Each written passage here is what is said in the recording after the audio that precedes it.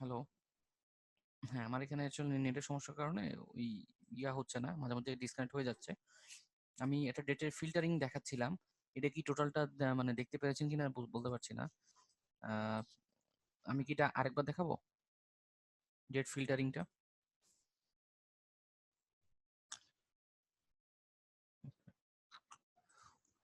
ঠিক আছে। ডেট ফিল্টারিংটা দেখেন এখানে এই কলামে কি আছে? সবগুলো আছে ডেট, হ্যাঁ? তো এর মধ্যে হচ্ছে যে ২০১৩, ১২ এবং ১১ সালের ডেটটা ছিল। মানে হ্যাঁ, ২০১২, ১৩ এবং ১১ সালের ডেটটা ছিল। পরবর্তীতে আমি ২০১৭ সালের একটা ডেট আর ২০১৮ সালের একটা আমি ডেট দিয়েছিলাম। এবং সেটা হচ্ছে যে ২০১৮ সালের আগস্ট মাসে আর ২০১৭ সালের সেপ্টেম্বর মাসে। তো আমরা ডেট ফিল্টার যে এই অপশনটা কেন আসছে? কারণটা হচ্ছে যে যখন আপনি এখানে ফিল্টারে ক্লিক করছেন ডেট ফিল্টার অপশন আসছে। যখন আপনি এই কাউন্টের এখানে যে কলামটা আছে, এখানে যখন আমি ফিল্টার অপশন দিবেন তখন দেখবেন যে নাম্বার ফিল্টার। কারণ সে বুঝতে পারছে যে এগুলো সব ভ্যালু, হ্যাঁ? এগুলো যেহেতু ভ্যালু এখান থেকে সে নাম্বার ফিল্টার নামে এই অপশনগুলা সে নিয়ে আসছে। মানে এই নাম্বারগুলো দিয়ে আমরা কি কি করতে পারবো, কিভাবে ফিল্টার করতে পারবো এই নাম্বারগুলোতে। তো সে অটোমেটিক্যালি বুঝতে পারছে যে এই কলামে নাম্বার আছে, আমাকে এই কলামে যেহেতু নাম্বার আছে আমি এই নাম্বার ফিল্টারের মাধ্যমে equal, not, don't, does not equal, greater than, less than এই কন্ডিশন গুলো আমরা ইউজ করতে পারবো। যদি আমি এইখানে আসতাম, এই কলামে কি আছে, সব টেক্সট আছে, হ্যাঁ, এগুলো টেক্সট। তো এইখানে আমি যখন ফিল্টারে ক্লিক করবো তখন কি টেক্সট ফিল্টার লেখা আসছে, ঠিক আছে। তারপর হ্যাঁ, এগুলোই। এই ফিল্টারের অপশনগুলা আপনার চেঞ্জ হয়, কোনোটা ফিক্স না। এগুলো টোটালি ডিপেন্ড করছে আপনি যে কলামটা নিয়ে কাজ করবেন সেই কলামটার ভ্যালুগুলা কি। যদি টেক্সট হয় তাহলে টেক্সট ফিল্টার আসবে, যদি আপনার ভ্যালু হয় তাহলে হচ্ছে যে কি ফিল্টার আসবে, নাম্বার ফিল্টার। যদি এটা ডেট হয় তাহলে আসবে ডেট ফিল্টার লেখাটা। ডেট ফিল্টার এই জন্য আসছে কারণ হচ্ছে যে এই কলামে ডেট আছে এবং এই কলামে কোনো কিছু ফিল্টার করতে গেলে আমরা ডেট দিয়ে ফিল্টার করতে পারি। ধরেন আমরা লাস্ট ইয়ারের, লাস্ট ইয়ার বলতে ২০১৭ সালের, ১৭ সালে কোনো ডাটা আছে কিনা আমার এই টোটাল ডাটার মধ্যে, সেটা আমি বের করবো। তাই এখানে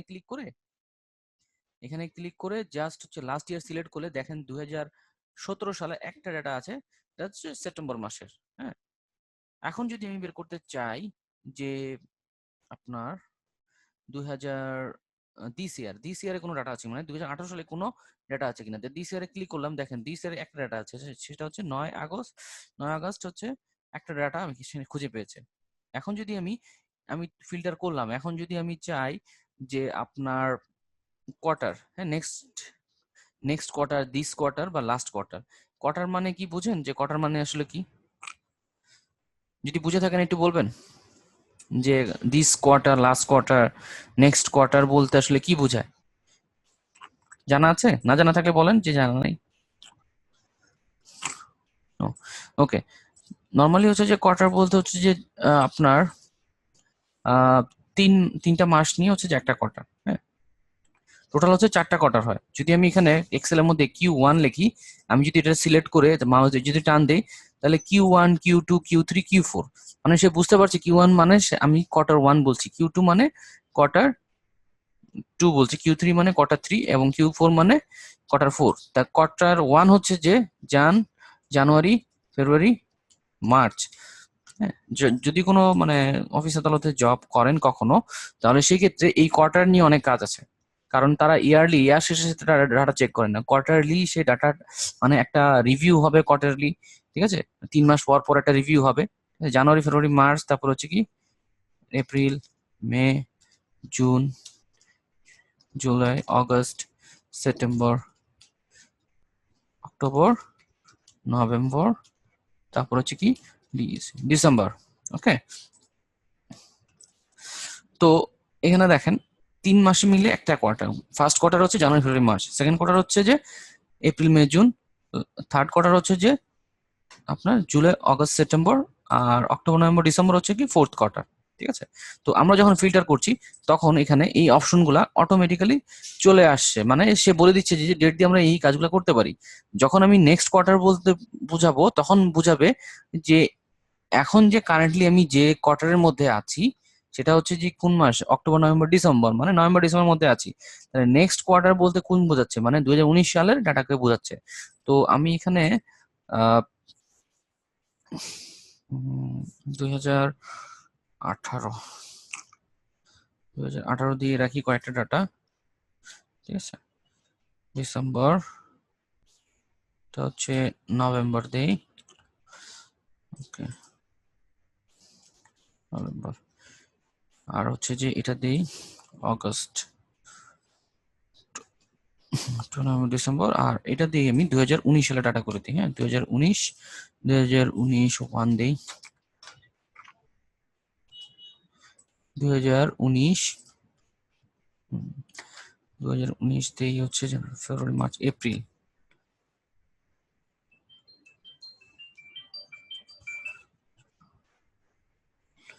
এপ্রিল দিই। হ্যাঁ 2019 সালে দুইটা ডাটা, একটা হচ্ছে জানুয়ারি এপ্রিল, আর আরেকটা দিই 2019 সালের মে মাসে, কিন্তু এটা 2019 করতে হবে। ঠিক আছে, তো আমরা হচ্ছে যেখানে যে কোনো ভাবে আমরা হচ্ছে ডেটার মধ্যে যাব, যেটার মধ্যে যে ফিল্টার করব। এখন আমি যদি ইজিলি এই কোয়ার্টারগুলো বের করতে চাই, তাহলে আমি ধরি দিস কোয়ার্টার বলতে দেখেন সিলেক্ট করেছে কি নভেম্বর ডিসেম্বর এবং অক্টোবর নভেম্বর ডিসেম্বর, এই তিনটা ডাটা সে সিলেক্ট করেছে। ঠিক আছে, এখন আমি এখানে আবার যাই ফিল্টার করে ডেটার মধ্যে যে ডেটা ফিল্টারে যাব, তারপর হচ্ছে দিস কোয়ার্টার, তো নেক্সট কোয়ার্টারে যায়। নেক্সট কোয়ার্টারে কি, নেক্সট কোয়ার্টারে জানুয়ারি মাসে শুধুমাত্র ডেটাটা আছে। নেক্সট কোয়ার্টার বলতে জানুয়ারি ফেব্রুয়ারি মার্চ হচ্ছে যে কোয়ার্টার ওয়ান, আমরা যেহেতু এখন কোয়ার্টার ফোরে আছি। ঠিক আছে, তা নেক্সট কোয়ার্টার বলতে জানুয়ারি ফেব্রুয়ারি মার্চ বোঝাচ্ছে। এখন যদি আমি আবার ফিল্টারে যাই, ফিল্টার করে এখন আমি চাচ্ছি যে দিস কোয়ার্টার, তো next quarter this quarter last quarter, last না, এখন হচ্ছে লাস্ট কোয়ার্টার না, লাস্ট কোয়ার্টার ওখানে পাবে না, এখান থেকে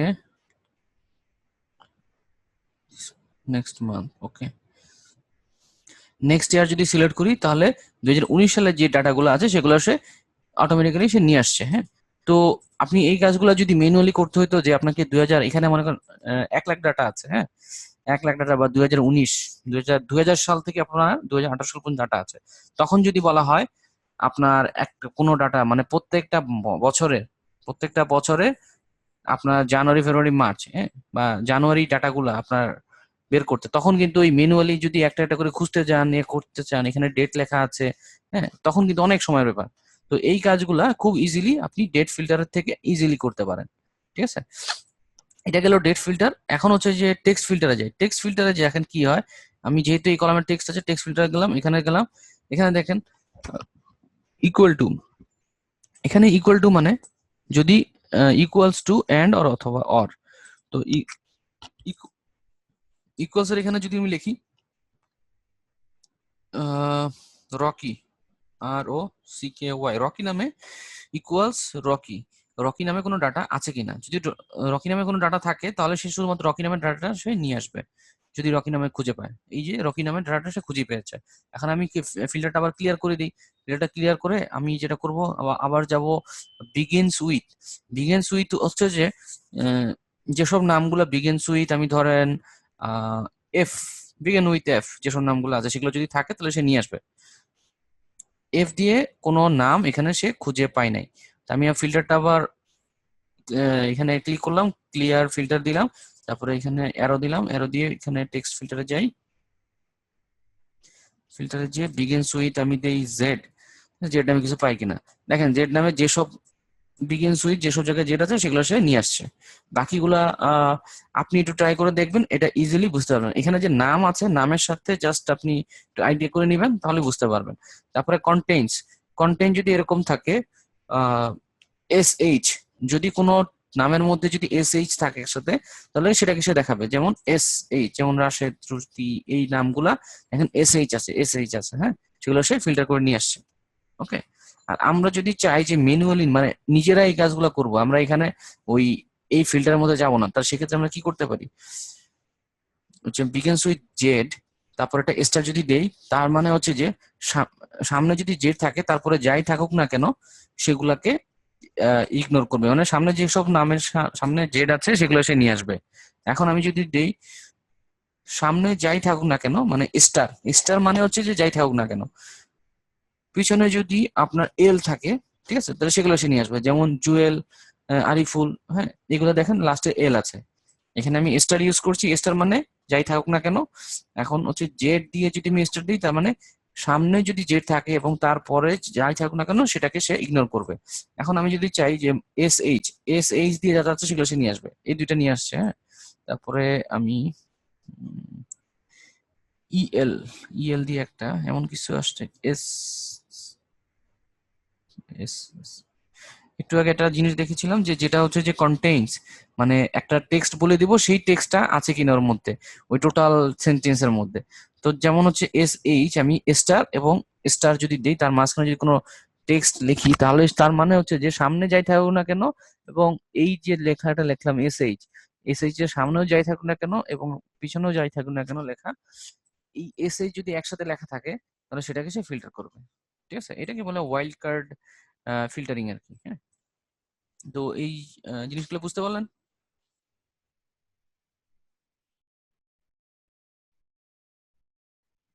ক্লিয়ার? হ্যালো? হ্যালো? ওকে, ঠিক আছে, আমাদের এটা হয়ে গেল। এখন হচ্ছে ফর্মুলাতে যাই। ফর্মুলাতে যে এখানে দেখেন, ফর্মুলা ফর্মুলা বারে এখানে হচ্ছে ডিফাইন নেম, হ্যাঁ, বিভিন্ন ধরনের অপশন আছে। নেম ম্যানেজার একটা দারুণ অপশন, যেটা থ্রুতে আপনি একটা নির্দিষ্ট রেঞ্জকে একটা নাম বলে দিতে পারেন, যে এই রেঞ্জে যেটা আছে, হ্যাঁ। ধরেন আমি এটা ভি লুক আপ করবো, হ্যাঁ। ভি লুক আপ কিভাবে করবো? এখানে যে যে কয়টা নাম আছে, আমি ধরেন এগুলা বসাইলাম এখানে। এখন ডুপ্লিকেট রিমুভ করে দেই, ডাটার মধ্যে যে ডুপ্লিকেট রিমুভ, ওকে, রিমুভ করে দিলাম, হ্যাঁ। এখন আমি এটা ভি লুক আপ করবো। এখন ভি লুক আপ করার ক্ষেত্রে আমরা কি করতে হয়? ইকুয়াল টু দিয়ে ভি লুক আপ আমাকে বলে দিতে হয় যেটা আমি যে ভ্যালুটা বের করতে যাচ্ছি, মানে যে ভ্যালুর মাধ্যমে আমি ডাটা বের করতে যাচ্ছি, এই ভ্যালু থ্রুতে ডাটাগুলো বের করবো। লুক আপ এটা দিলাম। লুক আপ দেওয়ার পরে আমি ধরেন এই আইডি বের করব, হ্যাঁ। তো আমি এখান থেকে সিলেক্ট করব, অবশ্যই যেটা লুক আপ করবো সেটা অবশ্যই আমার সিলেকশনে ফার্স্টে থাকতে হবে। সিলেক্ট করলাম। তো আমি এখান থেকে বের করব কি,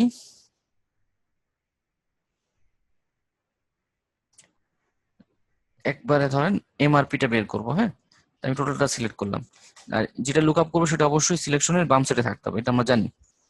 তারপরে কমা দিয়ে, তারপরে এটা যেহেতু সিলেক্ট করলাম, সিলেকশনের প্রথমটা হচ্ছে যে যে টেবিলটা আমি সিলেক্ট করলাম সেই সিলেকশনের প্রথমটা হচ্ছে 1 নম্বর কলাম, 2 নম্বর, 3 নম্বর, 4 নম্বর, 5 নম্বর, 6 নম্বর, তাহলে কমা 6,0 মানে ফলস, অথবা আমরা ফলস লিখে দিই।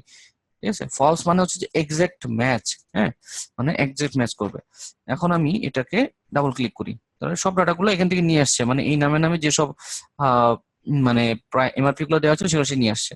এখন এখানে দেখেন এই যে আমি এটা রেঞ্জ দিচ্ছি না, এই রেঞ্জটা কি মানে দেখতে একটু অন্যরকম লাগছে, এই রেঞ্জটা আপনি সুন্দরভাবে দিতে পারেন। কিভাবে দিবেন? আহ, এইখান থেকে এই এতটুকু সিলেক্ট করলেন, এই টোটালটা সিলেক্ট করবেন। সিলেক্ট করার পরে আপনি যদি এই টোটাল, এই যে যতটুকু জায়গা পর্যন্ত আপনি সিলেক্ট করলেন সেটা যদি একটা নির্দিষ্ট নাম দিতে চান, যে নাম দিয়ে আপনি ওখানে নিয়ে আসবেন, তাহলে যেটা করবেন, আপনি ফর্মুলা বারে যাবেন, তারপর নেম ম্যানেজার যাবেন, ফর্মুলা বার না, এটা সিলেক্ট করার পর এই যে এখানে যে নাম দেখাচ্ছে C1, হ্যাঁ। কারণ হচ্ছে যে আমি যখন এই টোটালটা সিলেক্ট করেছি, সিলেক্ট করার আগে প্রথমে আমি এই সেলটাকে সিলেক্ট করে তারপর টান দিয়েছি, হ্যাঁ। তারপর আমি সিলেক্ট করেছি। আর আপনি যদি কিবোর্ড ধরেও করেন, যে সেলটাকে সিলেক্ট করবেন ফার্স্টে সেটাই হচ্ছে অ্যাক্টিভ সেল এবং সেটাই শো করবে এখানে, হ্যাঁ। তো আমি এটা সিলেক্ট করে আমি শর্টকাট নিয়ম হচ্ছে যে control plus shift right arrow, তারপর হচ্ছে যে কন্ট্রোল শিফট চাপাই থাকবে, তারপরে ডাউন অ্যারো দিয়ে দেবো। মানে কন্ট্রোল শিফট চেপে রাইট অ্যারো দিব, তারপরে ওইটা চাপা অবস্থায় কন্ট্রোল প্লাস শিফট চাপা থাকা অবস্থায় আমি ডাউন অ্যারো দিলে টোটালটা সিলেক্ট হয়ে যাবে। তারপরে আমি এই যে লেফট সাইডে C1 দেখাচ্ছে, আমি এখানে একটা নাম দিব। নাম দেই ধরেন প্রোডাক্ট, প্রোডাক্ট, হ্যাঁ, PRODUCTS। আমি এই যে এখানে প্রোডাক্টস যে কথাটা লিখলাম, লিখে আমি যদি এখন এন্টার দেই, এই যে টোটালটা সিলেকশন আছে এই টোটাল সিলেকশনটাকে সে নাম হিসেবে জানবে, প্রোডাক্ট নাম হিসেবে সে জানবে। যেমন হচ্ছে আমি যখন এতটুকু সিলেক্ট করছি দেখেন এখানে C1, কিন্তু আমি যখন এটা টোটালটা সিলেক্ট করলাম, তারপরে আমি ডাউন এরো দিলাম, তারপরে দেখেন এখানে নাম দেখাচ্ছে কি প্রোডাক্টস। হুম। এখন আমি এই যে এখানে দেখতে পাচ্ছি যে একটা রেঞ্জ আছে না, C1H10, এখানে সেলের রেঞ্জ এটা দেওয়া আছে, এই রেঞ্জের পরিবর্তে যদি আমি লিখি PRODUCTS প্রোডাক্টস লিখি, ইন্টার দেই, তারপরে দেখেন এখানে আমি যখন ডাবল ক্লিক করছি, দেখেন ডাটা কিন্তু সব পাচ্ছে। এখানে কি লেখা আছে? প্রোডাক্টস। এখানে কি বুঝতে পারছে যে এখানে কোনো রেঞ্জ দেওয়া আছে? এই রেঞ্জটা হচ্ছে যে আমি কি এটা সিলেকশন করার পরে এই রেঞ্জটা দিয়ে মানে রেঞ্জটাকে বলে দিলাম যে তোমার নাম হচ্ছে এই রেঞ্জে, এই এতটুকু রেঞ্জের নাম হচ্ছে এত, মানে এই জিনিস। তো এটার ফলে যেটা হচ্ছে জিনিসটা দেখতে আপনি মানে সুন্দর লাগবে আর কি। হ্যাঁ, আর এই নামটা যদি আপনি পরবর্তীতে চেঞ্জ করতে চান বা ডিলিট করতে চান, তা কিভাবে করবেন? নেম ম্যানেজারে যাবেন। নেম ম্যানেজারে যে দেখেন অনেকগুলো নাম অলরেডি আগে ক্রিয়েট করেছিলাম, সেগুলোর নাম এখানে দেওয়া আছে। তো এই নামগুলা আপনি যেটা করেছেন সেটা দেখেন কি প্রোডাক্ট নামে আছে। তা প্রোডাক্ট সিলেক্ট করার পরে এখানে দেখেন সে এই যে সিলেকশন কোন জায়গাটা নিয়ে সে এই নামটা যে তৈরি করেছে সেটা এখানে দেখাচ্ছে যে ডেটা C1 থেকে H1076 এতটুকু পর্যন্ত ডাটাকে সে প্রোডাক্ট নামে সেভ করেছে। আর আপনি যদি এটাকে এডিট করতে চান, আপনি যেটা করতে পারেন এইখান থেকে ক্লিক করে, সরি, এখানে যে একটা এক্সেলের মতন একটা বাটন আছে, ছোট আইকন, মানে ক্লিক করে তারপরে আপনি সিলেকশনটা আপনি আবার চেঞ্জ করে দিতে পারেন। হ্যাঁ, যেমন হচ্ছে আমি এটা মুছে দিই। ওকে, হ্যাঁ,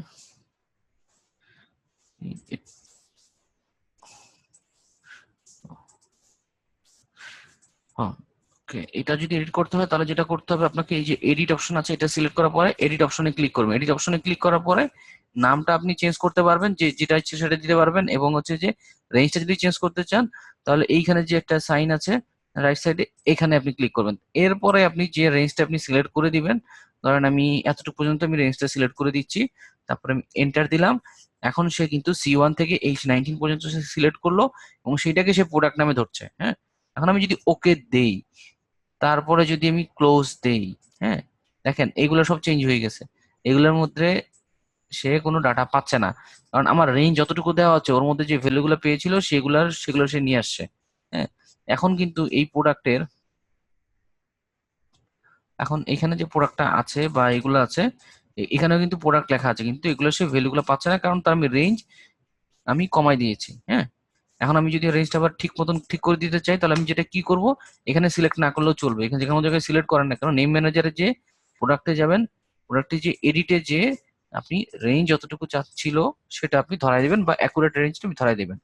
ধরানোর জন্য প্রথমে সিলেক্ট করবেন, তারপরে কন্ট্রোল প্লাস শিফট চেপে রাইট এরো প্রেস করবেন, তারপরে ডাউন এরো প্রেস করবেন, তারপরে এন্টার দিবেন, তারপরে আপনি এটা ক্লোজ করে দিবেন। তারপরে দেখেন এখানে ডাটাগুলো চলে আসছে, এই যে এই ডাটাগুলো চলে আসছে। এটা বুঝলেন? এটা নেম ম্যানেজারের কাজ, মানে একটা নির্দিষ্ট রেঞ্জকে একটা নির্দিষ্ট একটা নাম দিবেন আর কি। বুঝা গেছে?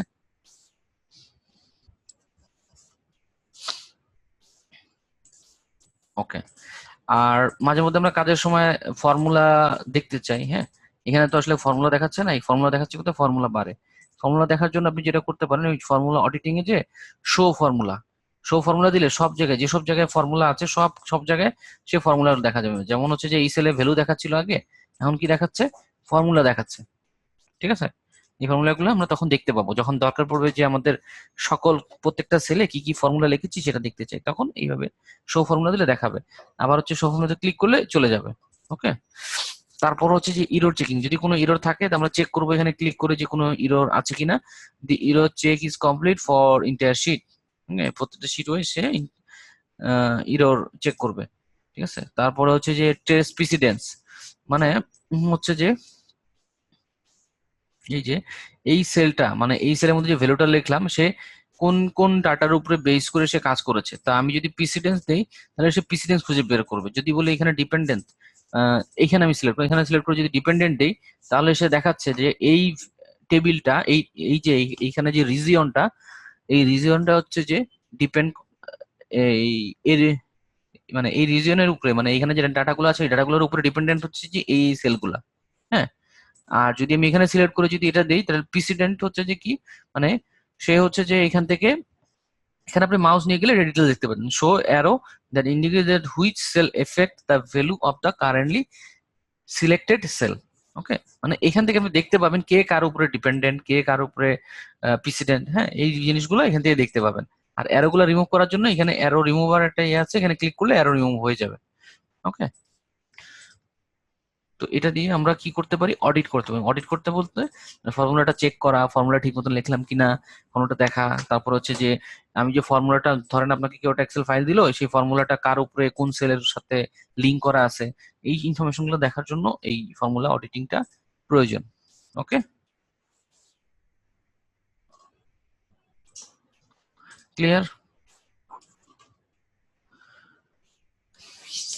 Clear clear. ওকে, ঠিক আছে। আজকে আমি চার্টের একটা ইয়ে দেখাই, এক্সেল সেল। একটা মিনিট, হ্যাঁ, একটা কল আসছে।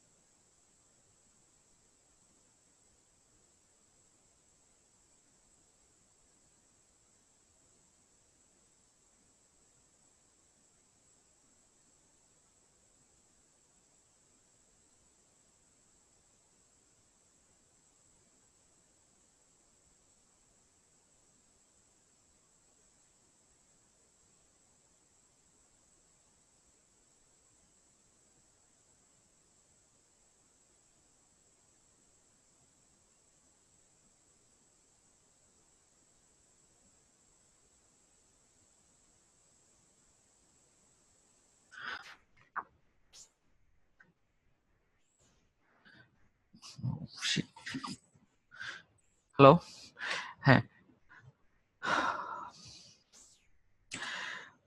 আহ, আজকে আরেকটা জিনিস দেখি, এক্সেল চার্ট। চার্টের এখানে কি কি আছে দেখি।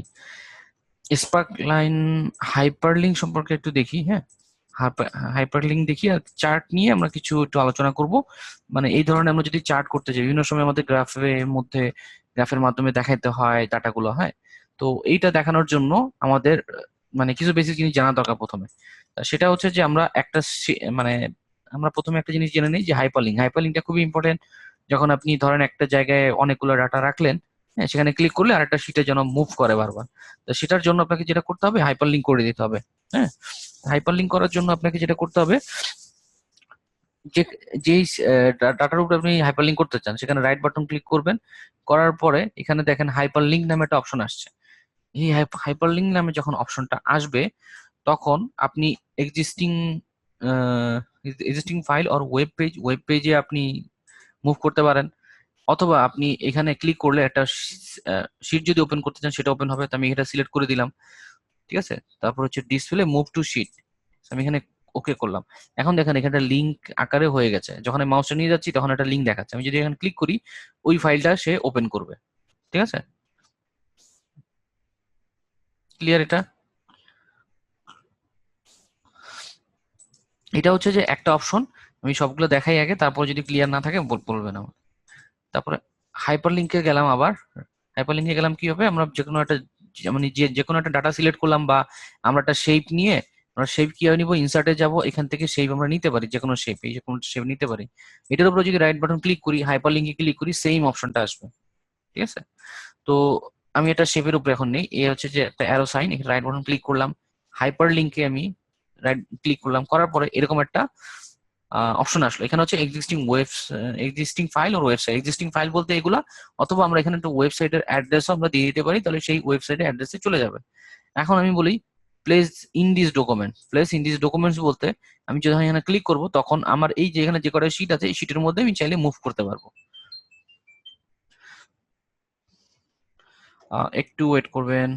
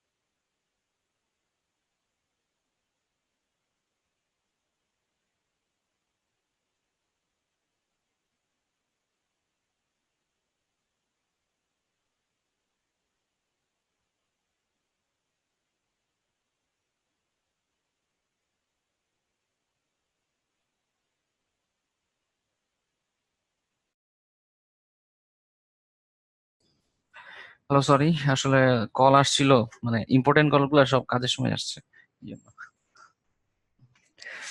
ঠিক আছে, আমি আবার দেখাই। আমার যে অ্যারো সাইনটা আছে, এখানে রাইট বাটন ক্লিক করব, হাইপার লিঙ্কে ক্লিক করব, করার পরে এখানে কয়েকটা অপশন আছে, যা বেসিকটা বুঝে নেন। Existing file or web page, এখানে ক্লিক করলে এক্সিস্টিং ফাইল হচ্ছে যে এগুলা, এগুলোর মধ্যে যেটা আমি সিলেক্ট করে দিব সেই ফাইলে সে চলে যাবে যখন আমি এটা ক্লিক করব। এই একটা অপশন। আরেকটা হচ্ছে যে আমি হচ্ছে যে এখানে এক্সিস্টিং ফাইলে আমি দিব না, অথবা আমি চাইলে একটা ওয়েব পেজের অ্যাড্রেস দিতে পারি, যেমন http google.com.bd, এটা দিলাম, ওকে দিলাম। এখন দেখেন আমি যদি এখানে ক্লিক করি google.com.bd, সেটা ওপেন করবে। এই হচ্ছে যে পেজের মধ্যে যে google.com.bd এটা ওপেন করছে। ঠিক আছে, এখন আমি হাইপারলিংকটা রিমুভ করব। রিমুভ করার জন্য এখানে যদি মাউস নিয়ে যাই, তাহলে এটা পয়েন্টার চলে আসবে। তা আমি এটা রাইট বাটন ক্লিক করে এটা আমি রিমুভ করে দেবো। ওকে, এখন আমি যে রাইট বাটন ক্লিক করে আমি হাইপারলিংকের আরেকটা অপশন অ্যাড করি, যদি যে বলি যে in this documents say move করবে, তাহলে এখানে in this place in this documents, এখানে ক্লিক করার পরে এই যে এখানে প্রত্যেকটা শিট গুলো সে শো করবে। এখন আমি ধরেন বার চার্টে চাচ্ছি মুভ করতে, তো আমি এখানে ওকে দিলাম। এখন আমি যদি এখানে ক্লিক করি, তাহলে সে বার চার্টে এই সিটে চলে আসবে। হ্যাঁ, তো আমি এখানে ক্লিক করলাম, দেখেন এই সিটে সে চলে আসছে।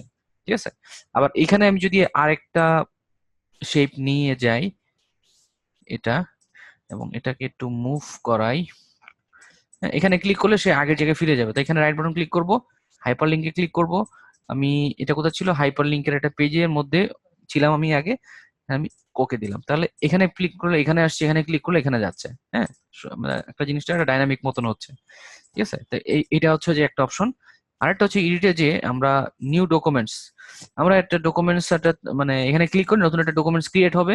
ঠিক আছে, ক্রিয়েট হয়ে তারপরে হচ্ছে যে সে, মানে এখানে ক্লিক করলে যে নতুন একটা পেজ ওপেন হয় বা ক্রিয়েট হয়, সেগুলো আমরা এখান থেকে চাইলে নিউ ডকুমেন্টের থ্রুতে করতে পারি। তারপর চাইলে আমরা এখানে একটা ইমেইলও সেন্ড করে দিতে পারি। তো এই দুইটা জিনিস আসলে লাগে না তেমন, লাগে হচ্ছে যে এই যে this place in this documents অথবা existing file or web page. ওকে,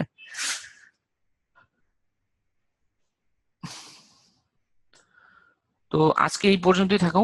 ঠিক আছে, নেক্সট ক্লাসে আমরা আরো ডিটেলস দেখবো। নেক্সট ক্লাসে বেসিক্যালি হচ্ছে চার্ট গুলো নিয়ে একটু আলোচনা করবো। হ্যাঁ, ঠিক আছে, এখন পর্যন্ত আপনার ক্লাসে কতটুকু বুঝলেন একটু সামারি যদি বলেন তাহলে ভালো হয়। ঠিক আছে,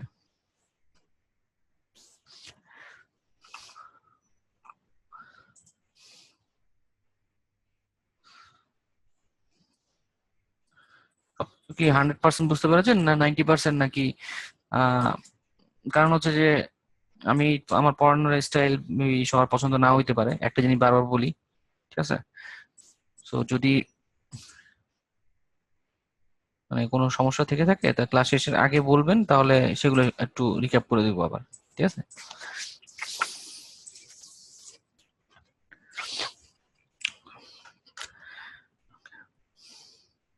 ঠিক আছে, তাহলে আজকে এই পর্যন্তই। ভালো থাকবেন। আল্লাহ হাফিজ।